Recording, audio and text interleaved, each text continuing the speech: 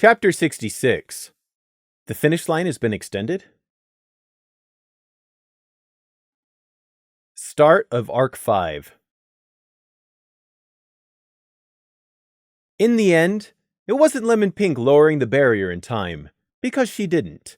It wasn't the Veropede resurging, because it was well and truly dead this time. It wasn't a secret runic contingency built into the array, because there hadn't been time to include one. No. In the end, it was just the Jaw of Hearts in Prey's chest, the misappropriated torture device, which forced his heart to keep beating. In the end, it wasn't the end. Burning. His lungs were burning. A weight, pressing down on his face and over his mouth. His chest violently contracted, and Prey gasped, or would have gasped if something wasn't blocking his airway. He flailed, trying to break free, limbs full of dreadful pins and needles. Prey! Lemon Pink pulled free of his face and suddenly Prey could cough. And cough he did. Unable to breathe, but trying to drag air down into his burning lungs in gulps just as desperate as his hacking cough was. Prey tried to sick up his stomach, but he'd already done that earlier, and there was nothing left. He hacked and coughed, lungs burning and his whole body racked with leaden pins and needles. Lemon was helping him to sit up. He despised her touch fiercely, but that was hardly his focus at the moment. He could breathe again. He was alive. Alive! His body hurt, especially his extremities, like his hooves and ends of his ears, which hurt worst of all. It wasn't normal pins and needles. It hurt, like raw frostbite. Prey's eyes streamed. He gagged and coughed again, and just tried to focus on getting down as much air as he could to stop his lungs from deciding he was a poor landlord and that they should move out. "You were dead, Prey," Lemon Pink said from somewhere next to him. He hadn't cleared his eyes enough to pinpoint where exactly yet. Lemon sounded shaken, or maybe unhinged. "What?" Prey coughed. "You should have been dead, but your heart kept beating. I didn't need to restart it. I just kept providing air and breathing for you. With CPR, I mean, so your heart could pump it around." It took a moment for Prey's sluggish mind to put together what Lemon's words meant. The pain in his lower legs was growing worse as fully oxygenated blood began circulating through what had been, for a minute, dead flesh. His whole face also felt swollen and tender, like he was sitting too close to a blazing fire. "Oh! Right!" Prey wheezed. He clumsily lifted a foreleg to try and wipe at his steaming eyes. He missed and clocked himself in the cheek instead. Prey realized he had one of Lemon Pink's long mane hairs in his mouth. He began trying to spit it out. "You don't exactly have time to tie back your mane when you're trying to perform CPR. But hey, if I ever had to do CPR, I'd have to worry about where my ears were swinging instead," Prey thought. He didn't have the breath to giggle. He finally managed to get one shaking foreleg up and wipe his eyes clear, although the action itself just made his eyes start watering again. His whole body felt like it was a bruise. "Prey," Lemon repeated. "Sorry, what?" Prey asked, voice a hoarse crack. "I need to go make sure the thieves are truly dead. Should I do that, or should I carry you and run, Prey?" Leave me. Go make sure," Prey hastily wheezed. Lemon removed her hoof from Prey's back, and when he didn't immediately fall over, even if he did slump forwards, she seemed to take that as a good sign. She reached into the hidden pocket under her cloak and pulled out her knife with her teeth. Trying to ignore the savage pricking of the pins and needles, Prey realized they were right in the middle of the deactivated runic array area, with the last 4 thieves lying where they'd collapsed when the air ran out. "Enough ambient magic hasn't seeped back into the area yet." That explained why Lemon wasn't levitating her knife instead. Prey painfully looked about in the dark. Around him, there were blackened patches from fire and lightning scarring the rocks. 20 paces over that way, he could just make out the reflection of moonlight off the spent puddle of bone rot. And over there was the huge block of ice spikes, slowly melting. Blood smears on stone. And there lay the curled-up body of the Veropede. His Veropede. His tool. His weapon. His greatest achievement to date. His failure. Dozens of lives and countless hours of effort. And it had been stolen from him. Prey couldn't see the details in the dark. His jaw clenched as he looked at the unmoving mounds of dully gleaming carapace. Just to be sure, Prey tried to reach out over the blood link and connect to its mind. Come! Food! But there was nothing from the Veropede.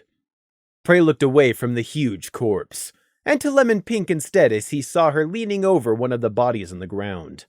She had one foreleg pulling the pony's chin up, and was bracing their neck from behind with her own body. She flicked her mane to the side, then with the knife still in her teeth, since it was a knife designed for use by unicorns and thus didn't have a hoof loop, jammed the blade up to the hilt in their jugular. There was no gush of blood. It still flowed out, but it didn't spray out. There was no heartbeat to pump the blood. The pony was already dead. Fortunate, for Lemon would have gotten blood sprayed all across the muzzle. Not that it would have deterred her from doing what was necessary. Prey neither. He'd plunged up to his shoulders in steaming guts and intestines before. Prey watched, never looking away as Lemon Pink went around to the other 3 bodies and repeated the procedure. All were already dead. Lemon still ended up with blood sluggishly dripping down the side of her face. When she came to the thief leader, his armor didn't activate. No invincible golden shield sprang forth to stop Lemon's knife, proving he was well and truly dead before she even struck. Prey's lips warped up into an unhappy smile. Finally, he was satisfied. Not happy, only hatefully satisfied. The Diamond Dogs hadn't deserved their deaths, but the thieves all had, down to the very last one of the accursed, arrogant, deluded, selfish, greedy, harmony-blessed unicorns. Prey winced as his legs really started to sting something fierce. He bit down the whimper, but the pain was a reminder that he was alive. Still alive even after his own trap had been turned against him. When the thieves had somehow captured him, he'd been terrified. He'd been helpless, once again bound and controlled by someone else's magic. All his choices, all his freedom rendered void by the grip of magic. How Prey hated unicorns and their magic. And feared. He'd been so scared. He'd cried. He'd trembled. He would have begged if he'd had enough breath at the time. He'd been afraid. Despite all his preparations and all his rune work, in the end, the thieves had still gotten around his null barrier and ensnared him. Prey refused to think about exactly how they'd captured him. About that moment of being pulled through an in-between world of cloth. It was dangerous to even remember those things, because what if those things were remembering him too and noticed? Prey didn't even know how to be scared enough of what he'd seen in that moment. The horror was just too disconnected from the real world. He wasn't even sure how much of that experience had been real. He'd had reason to doubt his own eidetic memory in this. Prey jerked up as straight as a ruler. Lemon Pink immediately dropped the cloak edge she'd been using to clean her knife and face. What is it, Prey? The pink fur on the side of her face was ruffled and still smeared with blood. The pincushion! From Selenia! Where? Find it now! Prey croaked, casting around on the ground for it. Where had it gone? He couldn't see the small cloth ball anywhere in the dark. It had to be here somewhere. That artifact had been the thing to drag him through his own null barrier. Prey had to find it. Lemon closed her eyes in concentration. It obviously took some effort, but with the focus the electrite choker provided, she still managed to cast the spell, and a white globe of magic light flickered into existence above her sharp horn. The ambient mana must slowly be returning to the area, but not enough of it, and not fast enough, apparently. The white light sputtered, winked out, came back, and then vanished for good. It's no good. There isn't enough magic, Prey. Lemon apologized. Forget the light. We have to find that pincushion. Prey coughed, waving his hoof. He had to have it, because he was too scared to leave something like that lying around. The rest of the thieves' artifacts were secondary, if any of them had even survived. The thieves had all but outright stated he'd never steal their various artifacts because of the self-destructs they'd placed on the items. But if not, then there was a veritable treasure trove lying around here valuable enough to make any mage tower drool. He hadn't seen any evidence of Crimson's jade necklace among them. However, if he couldn't recover Selenia's pincushion... Prey took a few deep breaths of air. How sweet it was to be able to breathe air. He was still alive. The leader of the thieves had thought Prey would die with them. And Prey had died. His lungs had stopped, but his cursed heart hadn't been able to. And now he was alive. Everything comes at a price, though. Time, blood, tears, pain, sacrifice, fear, near death, and the lives of others exchanged for his own. Prey had heard people say victory is sweet. Liars. Often, the only price for victory was being able to limp away afterwards. Lemon Pink was carefully sweeping the ground in the dark, casting about for the pincushion. The ground was uneven and stony, but Lemon's search was methodical. Where had it been last? The pony with the phasing chestplate, Sierra. He'd been the one to use the strange pincushion. But where had it gone after that? Prey hadn't seen. He'd been a bit preoccupied at the time. Prey's ears were good. Better than his lightly damaged eyesight for sure, especially in the dark of night. His ear twitched. What's that? With effort, Prey shifted to look up into the night. High up on the mountainside, the huge city of Canterlot glowed, warm and bright against the dark, like a giant golden bauble. Prey's eyes searched the star-speckled night sky in vain. He could hear, but not see, the approaching flap of large wings. Not feathered. He knew what those sounded like. These sounded more leathery, like skin. Exactly like a thestral. Prey! He heard Gloom before he saw him. The thestral swooped out of the dark, splaying his wings to land about 10 paces away from where Prey was seated. Gloom stared at Prey, and passed him at the sight of the battlefield. Gloom! Prey stared back, somehow not even surprised. He was drained past caring. If something further could go wrong tonight, of course it would go wrong. Prey, I have found... Lemon Pink came to a halt, the small rag bundle of the pincushion wrapped in a crook of her cloak. Her purple eyes blinked slowly at Gloom, then at Prey. There was still dark blood matting the fur on one side of her face. Oh. The three of them formed a rough triangle, Prey sitting upright on the ground, Lemon and Gloom standing. The chill quiet of the night held its breath and waited. What happened here, Prey? Gloom asked, uncertain even as he stared past him at what was clearly laid out. Prey knew the Thestral's slick gaze could easily see it all in the dark. The blood, the bodies, and the dead Veropede. What are you doing here? Prey asked in return. Gloom was outside of his perception range. He didn't know what the Thestral was thinking. Gloom answered seemingly automatically, still staring. I was just out for a night flight. I was flying, and then I just felt I should fly lower, and then I came this way. And now I'm here. Of course! His cutie mark just had to meddle, Prey thought. Gloom's wings and ears were holding very still from what he could see of them. No visual cues. This night just kept getting better and better.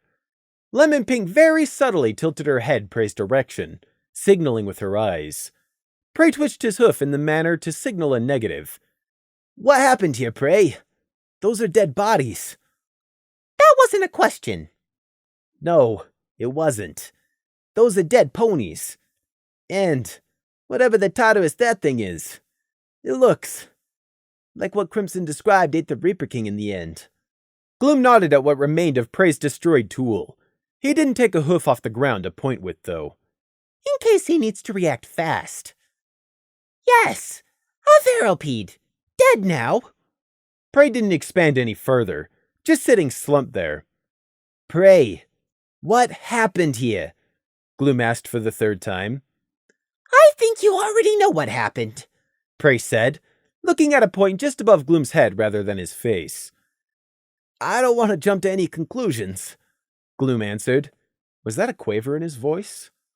Prey sighed, far too world-weary and tired for a lamb. Come on, Gloom. You know better than that. You can smell the blood. You can see just fine in the dark. Yes, I can see. But I want to hear it from you. You're Prey, my subordinate, my friend. I know you, and I know what you're capable of. Or, I thought I did, with the cellar and the Kindersnatches. But I still know you personally, Prey. So I want to hear the explanation in your own words first. Yes, there was a quaver indeed. It was the sound of disappointment. No! You don't get to be disappointed in me! Prey still couldn't muster up the strength to look Gloom in the eyes, though.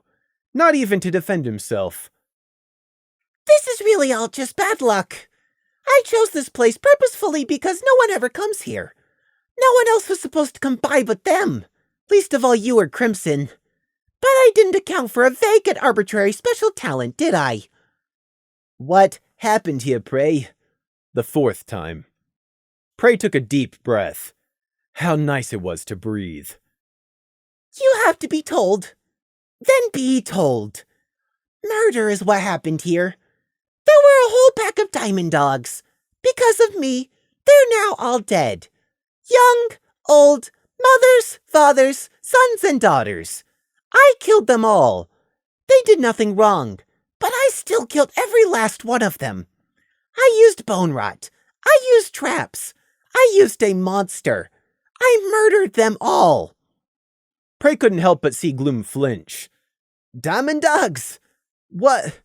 Prey, you... But he wasn't done. I took everything from them. Their friends, their family, and finally their lives. I could argue it was Lemon Pink who first... No, it was me. It was me who murdered them for no good reason. And you know what? I did the exact same thing to the captured townsfolk of Alfalfadale, too. Gloom took an involuntary step backwards. Impossible. What are you talking about? That. Prey pointed warily at the Veropede's corpse. I fed them to that. Hard-Baked had them all captured and drugged inside a pit. It was guarded by Kindersnatches. I needed flesh to feed the Veropede so it could fight the Reaper King. So I murdered them too. They were drugged and going to die anyway, but I was the one who murdered them, not Hard-Baked. I weighed all their lives on a scale and found them not worth anything when compared to my own. And what happened to these ponies? Gloom asked, voice and posture strained. Prey hissed. Them? They were thieves! Zealots! Or patriots, I suppose. I lured them here because they dared to fight against an evil like me, and then I trapped them, and I killed them. I hate death. I hate pain. Do you want the specific details? I'll give them to you if you really want to know, Gloom. But you know what? It wasn't a question, because Prey went on before Gloom had any chance to answer. I don't care. I murdered them, and I don't care. They deserved it. I'm glad they're dead, and I'm not. I'd kill them again in a heartbeat if they were alive again. A trapped heartbeat. Sorry, you wouldn't get... Never mind. Prey coughed, then grinned sickly at Gloom. A real grin, the type he usually hid. Look, forget them. They were just greedy, arrogant unicorns who thought a few magical artifacts gave them the right to judge others. The Diamond Dogs and the townspeople, I murdered them. Them, and so many more. I couldn't even begin to tell you. Prey couldn't see much of Gloom's face in the dark. What he could see was enough to get the picture. A painting made in strokes of revulsion, horror, but also a resigned sort of disappointed sorrow. I can't believe it, Gloom muttered weakly. I can't. You wouldn't. But I'm seeing it. I can't say it isn't so. I just don't. How does one even... No words, pray. No words. Where did you go so wrong? Where did I fail so badly? You fail? You? This has nothing to do with you, Gloom. I'm not some mistake someone else made. I made me! I'm Prey! I killed Gossamer! I took his place! You killed your own father, too? Gloom gasped. What else have you... No, don't tell me. I don't want... Just don't. Huh? No! Gossamer wasn't... No, you're misunderstanding. That wasn't... Actually, it doesn't really matter. What's one more sin on the pile? Yarn was a good father. But he made a poor husband. The worst. How dare he do that to Gossamer's mother? I should've... Prey gave up gesticulating and let his hooves go limp. He slumped. He sniffed deeply and let his head loll backwards, tiredly regarding Gloom from under half-lidded eyes. You needed to be told. Well, there you go. Now you're told. That's what happened here. Premeditated murder, and lots of it. Gloom himself looked even more tired. His shoulders drooped, his ears drooped, his head, wings, and tail all drooped too. He muttered something to himself, which Prey just caught with his sharp ears. The flight is long, but the moon is bright. Luna guide my path tonight. Gloom straightened up. Come on, Prey. We'll go straight to Princess Luna. You can make your confession to her. Prey stiffened. Are you insane? I'm not confessing anything to Luna! Gloom sighed. You'll have to, Prey. This isn't... You don't think I can just ignore this, do ya? I'll have to tell Her Majesty. You've told me. You can tell her, too. It won't be easy. But there's no hiding this, Prey. No more lies. Just come clean. It won't make anything better, but... It's the right thing to do. Moon knows. There's nothing else right. He thinks I'd ever throw myself on an alicorn's mercy! Luna has no right to judge me. She has no right to judge anyone considering what she is. Prey responded coolly. She's not Nightmare Moon, Prey. She never was. You already know this. There was no anger in Gloom's voice, just exhaustion. And the longer this conversation went on, the more exhausted he was likely to become. I have my own opinion on that matter, but that's not what I meant. She's an alicorn. She is immortal. She has no idea what it's like to be a lesser being, to not be all-powerful. She's had centuries to learn. What right does she have to judge anyone who's only had years? None. Her Majesty is still a pony, Prey. Exactly the same as me or you. She's still a person. She understands far more than you know. She is a kind ruler, not some tyrant, Gloom asserted. Prey gave up. What was the point? Gloom would never accept his words. Thestrals grew up their entire lives hearing stories of Luna, their goddess of the night, and how it was their duty to serve her so she never slipped up and made a mistake again. If they could see the whole Nightmare Moon incident as nothing more than a regrettable mistake, a mistake which could have killed the whole world, mind you, but was still forgivable, how could Gloom ever agree with Prey? And, really, is that what I'm concerned about right now? Prey thought. He was so utterly drained. He wanted to go back to the safety of his flat and sleep. He didn't want to think about this, about what he'd done, or about the look on Gloom's face. Why do I care so much? Gloom isn't Crimson. I don't owe Gloom. If anything, Gloom owes me. So why should I feel so angry at letting his expectations down? It's all been a lie and an act from the beginning anyway. Just another one of my masks. Are you going to come, Prey? And you? Gloom asked, his eyes flicking over towards Lemon Pink. He hadn't asked who she was, or why Prey was confessing all of this in the presence of a total stranger. Likely, he didn't want to know the details. Are you going to try and force me? Prey asked back, as Lemon remained silent. You can't run, Prey. Princess Luna will simply track you down if you do. Oh, Luna, this is going to destroy Scenic and Crimson. How am I going to tell them? Gloom mumbled wretchedly. Prey blinked. Hasn't he even considered that I might kill him? He can't tell anyone if he's dead. Isn't he afraid? Does he think I can only fight through traps? Or just that I won't because I know him? I don't actually know. Is that the truth? Prey wasn't sure, because he wasn't considering killing Gloom. He never had been. Prey folded his hooves. No, I'm not coming. This was all so surreal, so disconnected from any real consequences. It was also all pointless. Prey had known it from the start. Gloom wouldn't choose him over doing what was right. Gloom had to believe there was justice, because if there wasn't any justice, then what was Gloom's purpose? He had to believe in justice. He had to believe in Luna, because he had seen the unfairness of the world. The Kindersnatches, the Scarecrow, and the rats in the cellar. Gloom was a night guard, a Thestral. It was his duty, even if it hurt. Why did I even try to explain anything? I knew he wouldn't accept. I had learned that with the spineless therapist already. Prey, there's no running from this. Come with me. I'll go with you. I know you hate being touched, so don't make me have to carry you.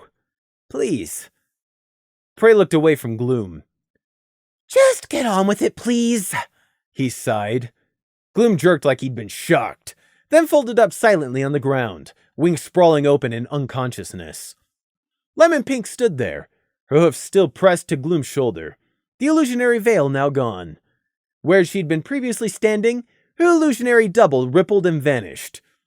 It hadn't mattered what Prey had said, because Gloom had never been going to remember any of it. Over the course of the conversation, enough ambient magic had returned to the area for Lemon Pink to cast both an illusion of herself standing in place and a veil as she crept forward. Lemon stopped holding her breath and began panting, her mane sticking to her forehead. Enough magic to cast didn't mean enough magic to cast easily. Lemon's own reserves were small enough to begin with, and she'd been casting plenty before when deceiving the now dead thieves. But still, she'd pulled it off undetected.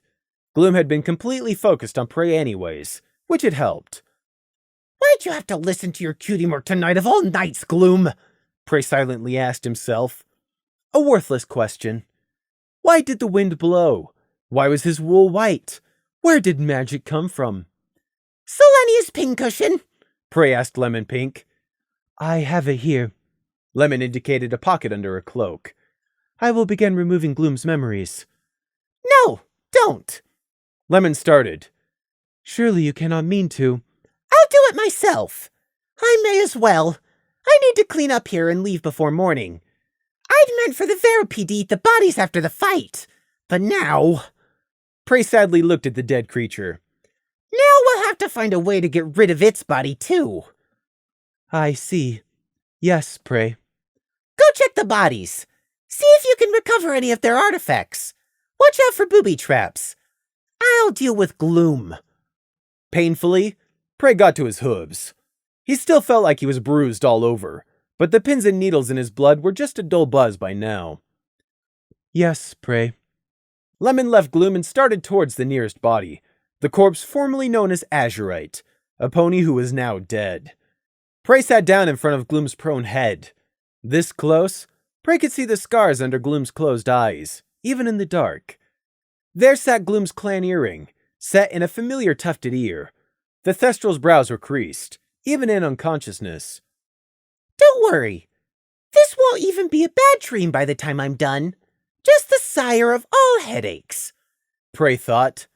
Carefully making sure his ribbon wasn't anywhere near trailing against Gloom as he leaned over, Prey focused his tired mind into sharpness and touched Gloom's forehead. I'm sorry about all this. Prey did not sleep that night. even though he and Lemon Pink limped back out of the tunnel and into Canterlot with 2 hours of restful darkness to spare. Prey lay in his too large bed, staring up sightlessly at the ceiling. His ears were sprawled out on either side of the pillow. His ribbon was still on. It was always on now. Prey felt hot, too, but he still pulled the blankets close, and he stared at nothing. He just couldn't close his eyes. He hurt. He was tired. His eyes itched, and his hooves ached, but he was unable to sleep. His mind wouldn't let him. He kept going over and over everything which had gone wrong, all the mistakes he had made. He had almost died. He had stopped breathing. His last Veropede was dead. The thieves and the diamond dogs were dead. Gloom had almost discovered him. He had been captured. He had choked and gasped for air. Disgusting hooves had been laid upon him, and even more disgusting magic had been used on him.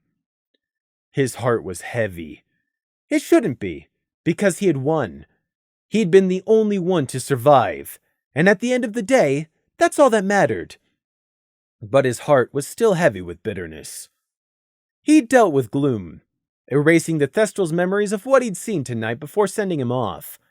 Prey had momentarily considered delving deeper into Gloom's mind, to see what secrets the sergeant might be keeping back, but he hadn't. He should have looked, but he hadn't.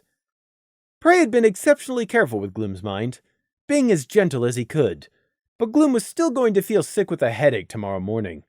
Or rather, this morning. Also, unfortunately, the thieves had been telling the truth about their artifacts. All the artifacts had all been enchanted in one way or another, depending on the individual nature and properties of the artifact, to break or self-destruct. Those kinds of enchantments weren't the sort that could have been mapped out or implemented on the fly.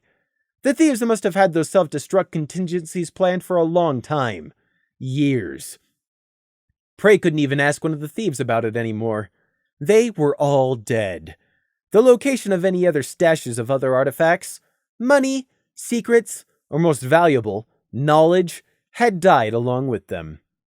Prey would also never find out their deeper motivation for what they did, or where their Order of the Brother Hoof of Soul had sprung up from, or how long it had existed, or if there were other members.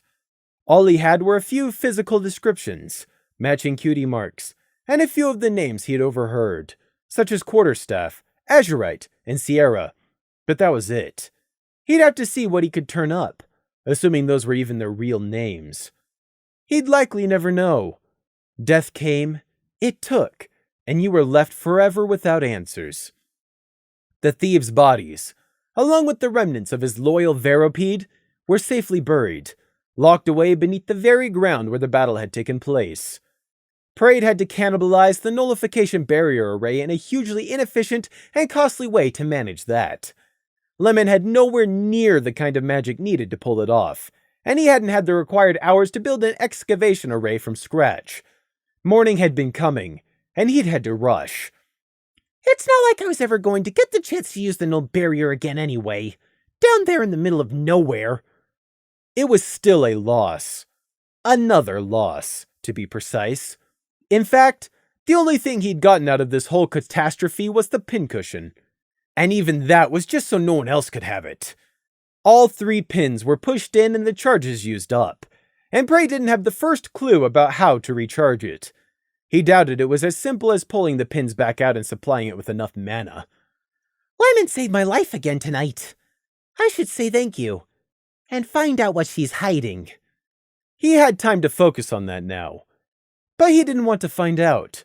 It could wait, just a little while longer, until he finally managed to drift off to sleep at the least. The thieves were gone. Finally gone. He was alive, and Crimson was safe. Not that he would get to tell Crimson the danger had passed.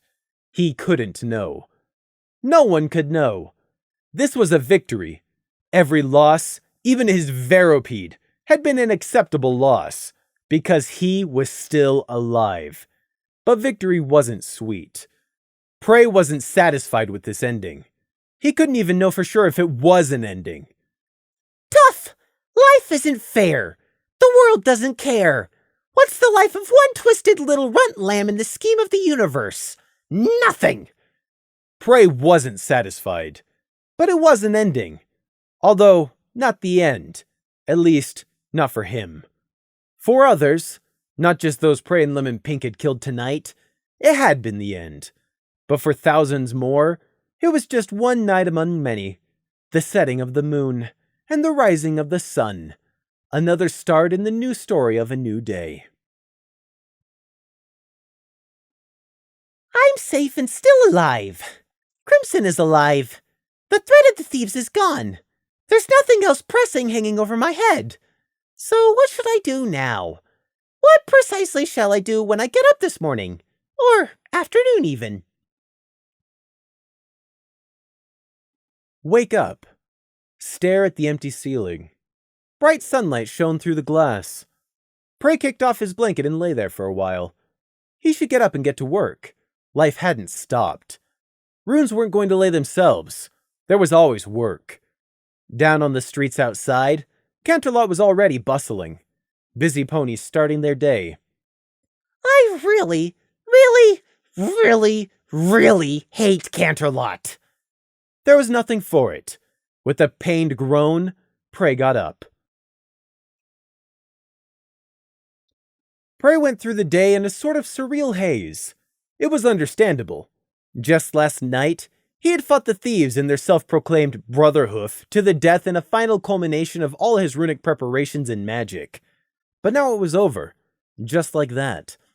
And, if he were lucky, no one else aside from Lemon would ever know what had happened. Gloom had seen, but he had been dealt with. His Veropede had been lost, but Prey was still alive. The thieves were gone, and he was safe. The whole fight had happened right under Canterlot's nose, and no one had noticed. He, Prey, had won. He was still alive. Just like that. Finished and over. Oh, there was still cleaning up and insurances to put into place. But the pressure, the constant looming threat in the back of Prey's head was over. Surreal really was the only word to describe the feeling. The unknown threat of the mimics, strange happenstance, and of course, Luna were still there. But Prey would deal with those tomorrow. Or later. Just not right now. Right now was a moment of blessed respite to recover. Surely it was owed to him to take it easy for one day. I want some candy. And I want to speak to Crimson. Well, one of those was easy. Prey chewed the licorice, and decided he didn't like it. It wasn't real candy. He stuck his hoof into the paper bag and pulled out something brilliant orange, round, sticky, and crystallized in sugar. Much better. Now this was a real candy. Prey decided he'd probably never get used to the concept of food you got to eat for pleasure. He'd been hungry too many times in his life to ever go for taste over availability. But sweets, cakes, pastries, chocolates, eclairs, tarts, jams, pies, candies, and the myriad multitude of other tasty indulgences Canterlot took for granted seemed to be everywhere. Every street had a bakery, an ice cream parlor, milkshake stands, or a candy floss stall. Well, those streets which weren't in Upper Canterlot anyways. Apparently, being upper class meant you weren't allowed to be seen indulging in public. You had to keep that for private. Prey slowly crunched up the candy, savoring the bright sweetness of sugar. He hadn't had to venture far from the apartment block to find an appropriate candy store. He'd patiently ignored the vendor's surprise and his getting cooed over and called a filly, gotten himself a big bag of candy, and was now making his meandering way back to the flat. His slow pace was mostly to do with still aching from basically suffocating last night. Imagine that. Near-death experiences have a way of draining the whole body, not just affecting the muscles or organs you expected them to. He was honestly surprised with how everything else had gone wrong that he hadn't suffered brain damage. But despite the approach of fall, the sun was warm on Prey's wool as he stuck to the edge of the paved sidewalks. One could hardly expect the ponies of Canterlot to have to put up with such things as normal weather or seasonal changes, now could you? Rot their overprivileged little hearts. Prey bit down on the sweet. Arrogant and blinded by assumed privileges. Down to the very last one of them. Prey climbed the stairs back up to his flat one at a time. It was time he checked in with Crimson. The Pegasus was still recovering from his way over the top, off the record training session. Hopefully, neither Scenic or Gloom, or that annoyance called Saffron, will think to do so before he's recovered enough to act normal, Prey thought. He should check on Lemon Pink, too. She was also a person, even if she was his tool. She needed to sleep, eat, rest, and recover, the same as anyone else. But Prey knew Lemon's flat to be just as bare of comforts as his own.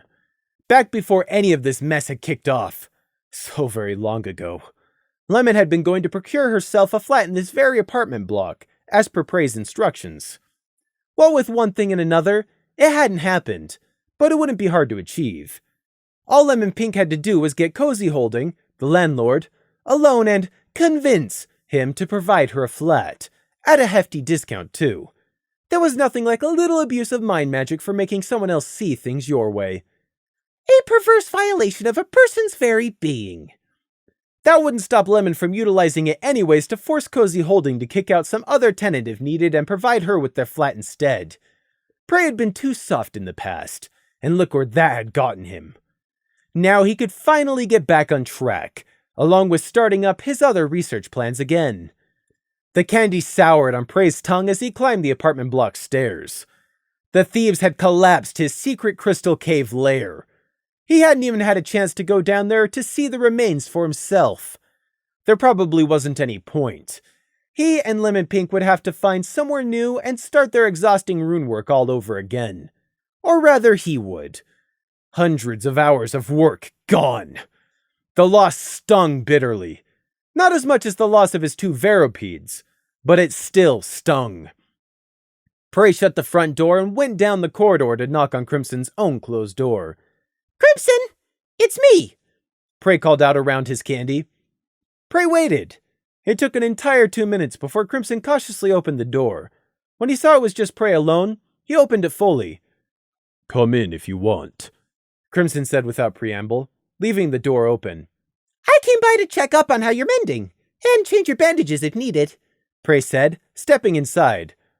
"Ah, thank you. Sorry about this. Again." Crimson was still a mess. The bruising along his jaw had turned a nasty yellow. He was limping heavily. One eye was swollen, mostly shut. His wings were held awkwardly and loose at his sides. And that was to say nothing of all the bandages. Anytime. Although, having said that, I would much prefer it if any time was never again.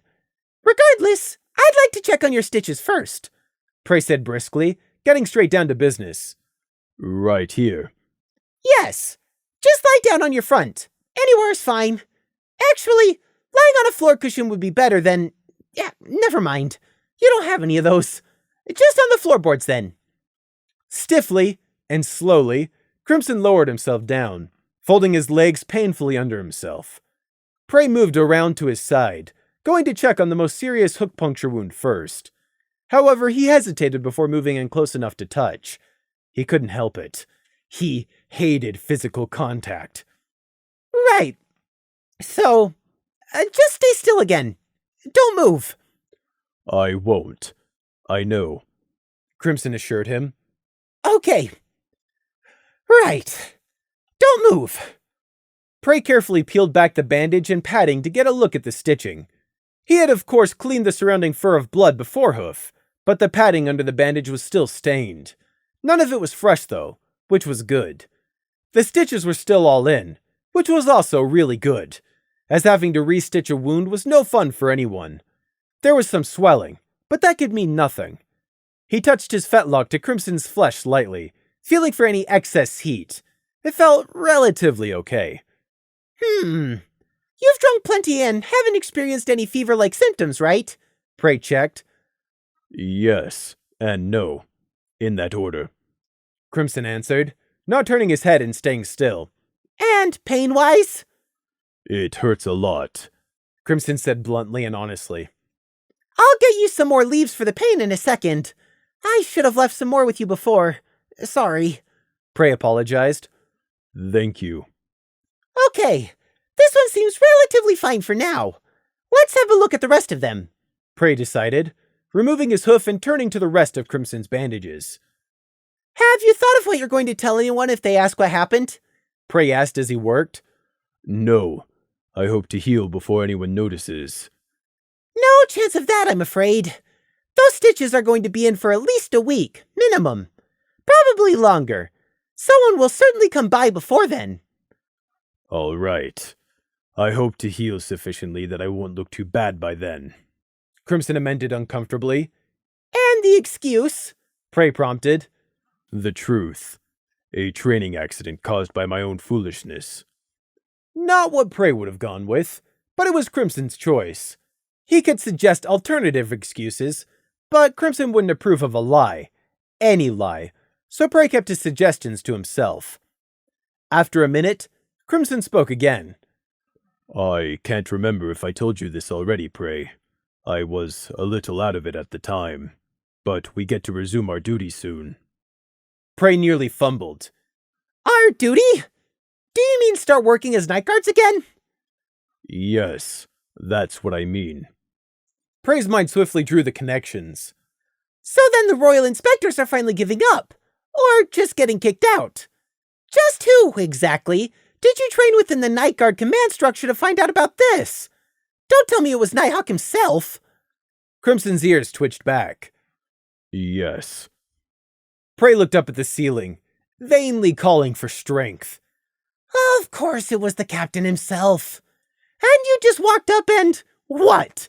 Asked him and the lieutenants for a no-holds-barred fight? Yes. And he went for that? Why would he even entertain the idea? He's the one who placed us on indefinite leave in the first place. And doesn't he have his position as the captain to uphold? Prey asked. We did not fight in our capacity as night guards. We were all off duty. We would not disgrace Princess Luna's guard like that.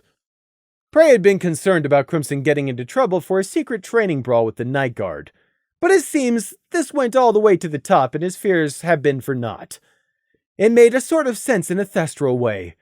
Of course Nighthawk and the other officers would be excellent warriors, although their positions weren't based on martial prowess, but leadership skills. Even so, it made complete sense when Prey thought about it. Not common sense, just sense. Crimson wouldn't risk getting lesser night guards into trouble, off-duty or not, so of course he'd challenge Nighthawk instead.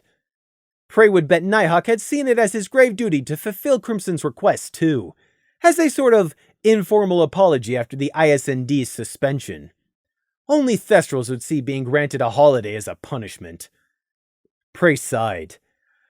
Well, I hope you found it worth it. Nighthawk is quite skilled with griffin claws. It was good experience. Getting used to fighting with your gift, I mean. Crimson shifted his right wing slightly, giving away where the electrite feather Prey had made was hidden. So Nighthawk was the one who ripped a hole in your side. I bet you thanked him for it too. You battle maniac, Prey thought warily. So they would be forced to return to serving Luna soon. How truly wonderful. Lily isn't up to serving. Scenic may yet quit, too, Prey said out loud. We will see, Crimson said simply, not an ounce of condemnation for the two ponies in his voice. They had all suffered, and Scenic and Lily weren't like the rest of them. It wasn't their fault they'd never been forced to learn resilience before. They're not prisoners. They both have a choice. Prey looked down at the golden tracer bands. He didn't even notice their weight anymore. It'd been the same with the shackles in Dreverton. Gradually, you got so used to imprisonment that you could hardly even remember it ever being any different. Prey knew Crimson didn't see it that way, though. This was Crimson's life, his duty, so Prey kept his discontentment to himself. Anyway, there was nothing Crimson could do about their circumstances. And I'm still alive. Last night he almost hadn't been. But he'd survived. And as long as he was alive, he'd have another chance to find a way to escape. One day. Prey stepped back from examining the stitching in the long slash down Crimson's shoulder, allowing Crimson to untense and move again now that he wouldn't accidentally bump Prey. Good news! All your wounds are about where I expect them to be. Bad news! They're about where I expect them to be. There's no shortcut to proper healing, Crimson said fatalistically. Unless you have a powerful magical artifact. Prey shrugged. Crimson's right wing instinctively jerked. Wait, do you mean... Prey shook his head. Sorry, no. It's nothing as powerful as that. Like I said before, almost all its benefits are passive. Small, but constant. Crimson almost certainly still questioned how and where Prey had gotten the feather, but he kept to Prey's wishes and hadn't asked even once. Too bad it doesn't heal. No, that's not what I meant. I mean, I'm very grateful, Prey, for your gift. I know what you meant. Here, lay still. I'll go get you some more leaves for the pain. Back in a minute. Oh, and feel free to have any of my candy if you want. The orange ones with the sugar are really nice. Back in his own flat, Prey hurried to the windowsill and began picking the correct ratio of leaves from his pot plants. Wait, his flat? Prey almost paused, but Crimson was waiting. It really wasn't worth ruminating over. But since when had he started thinking of this as his flat, rather than just the flat, or the flat I'm renting? It wasn't like it was that important, but still. The flat wasn't a home, and never would be, but it was definitely a nice place of safety with all the defensive runic arrays now placed here. A leaf slipped from between Prey's hoof cleft. He scowled and picked it back up. He dropped it again, and then a third time. Prey looked at his hoof, already knowing. Yes, it was trembling. His leg was starting to shake too. Prey breathed out in angry frustration, and it caught in his throat as a choke. Damn it, why? I'm still alive. That's all that matters. Get it together, crybaby. What kind of damn delayed reaction was this? Prey ground his teeth. His hoof was really shaking now. Actually, he was shivering. That's what was causing it. I'm alive. I'm still alive. Stop it! Do you hear me? I'm alive. Still alive. The sun shining in from the window was no longer warm. Oh, get it together already! I survived! That's all that matters! But it didn't stop. Why did he have to go through this or something infuriatingly similar every single time? It wasn't fair. He should finally be used to it. It was pathetic. He was pathetic. How many times had this happened now? How many more times would it happen again? Prey silently snarled, locking his legs and pressing down until the shivering stopped. Prey carefully forced his hoof to pick up the leaf. When it trembled, he made himself drop the leaf and start again. And again. And again. Until... finally... Prey gathered up all the required leaves and went back to Crimson's flat. Life went on, and he had things he needed to prepare for. Crimson's news about their imminent return to the active ranks of the Night Guard had thrown some perspective on things. The surreal could move over. Real life and survival were taking its place. Here you go, Crimson. Sorry about the wait. Eat one of these for each of those leaves. Same as last time. Did you have some candy? Thank you. And yes, I did. Thank you again. The orange sugar ones are nice, aren't they? Actually, no. I didn't like them. What? I like the black chewy ones, though. Licorice? Oh, is that its name? No offense, Crimson.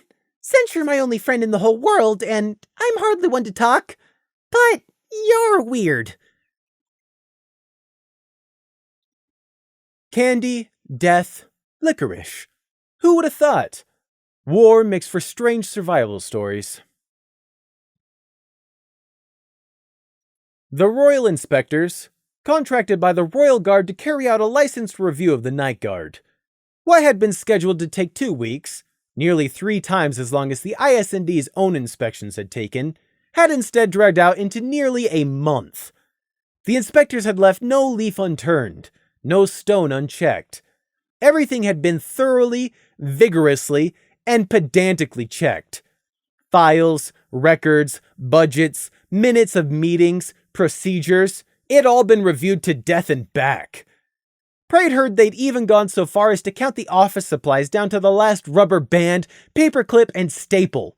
Twice! Officially, the Royal Inspectors were being thorough. Really, they were just dragging their hooves. Someone in the Royal Guard had wanted them to very specifically investigate the ISND. The same ISND Nighthawk had been keeping hidden on indefinite sick leave. The Royal Guard and the Night Guard had never been friends. At the beginning, when the Night Guard were first recognized by Luna with the return of the Thestral clans, they'd been rivals. Now, though, they were unofficial enemies. Captain Shining Armor had made efforts to try and overcome this growing divide. Token efforts only, he was not so silently accused of. Nighthawk refused to do any more or any less than he had always been doing. The Guard was supposed to be completely free of any outside influences, indifferent to position and power. And in theory, it was. In practice, perhaps only the Night Guard could make such a claim, and only because Luna had already claimed all of their loyalty. The Royal Guard was much larger, had existed for far longer, and couldn't say the same. Nobles and lords behind the scenes had been pushing the Royal Inspectors onto the Night Guard.